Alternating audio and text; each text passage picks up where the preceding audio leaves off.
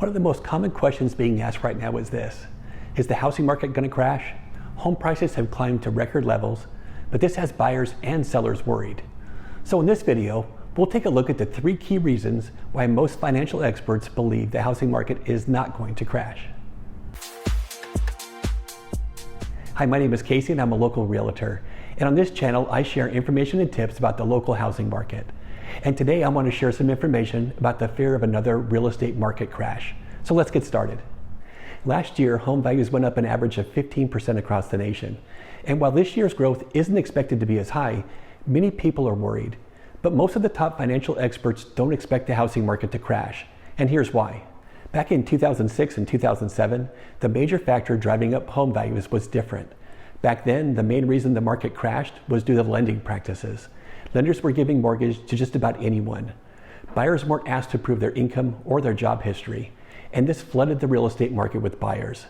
This pushed home prices higher and higher, but this all came crashing down when these same buyers soon realized they couldn't afford their monthly mortgage payments. And in 2006, 2007, over 9 million homes went into default.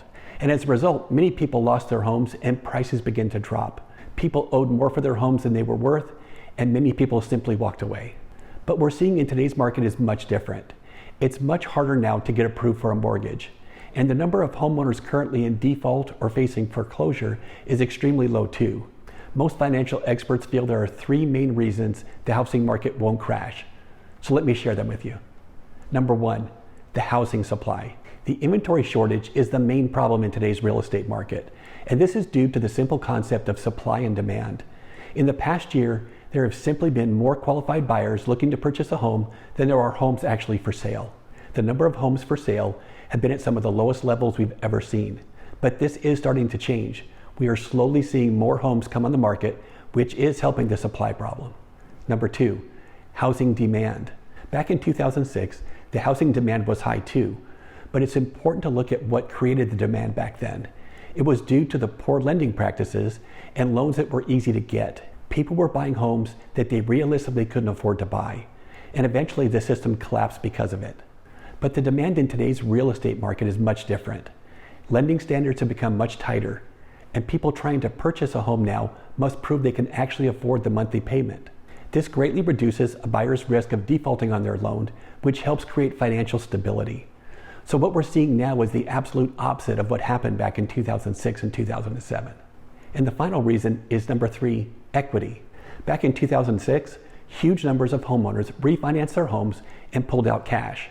And as prices increased, people pulled out more and more.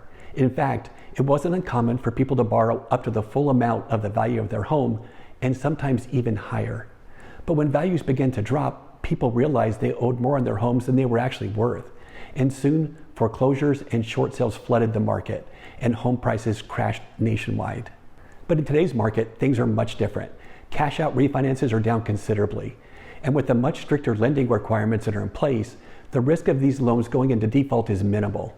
And the reality is, most homeowners have built up considerable equity in their homes, and it's created a much more stable real estate market.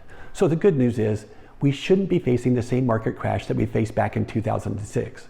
Most experts feel the market will slow down this year, and we're already seeing the signs of this. Interest rates have started to creep up.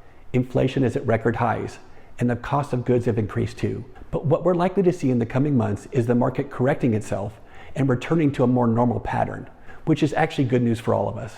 But since your home is likely your biggest investment, it's always important to keep up to date with the housing market so you can make the best decisions for you and your family. But I hope you found this information helpful. And if you'd like to see our weekly updates, simply hit the subscribe button below.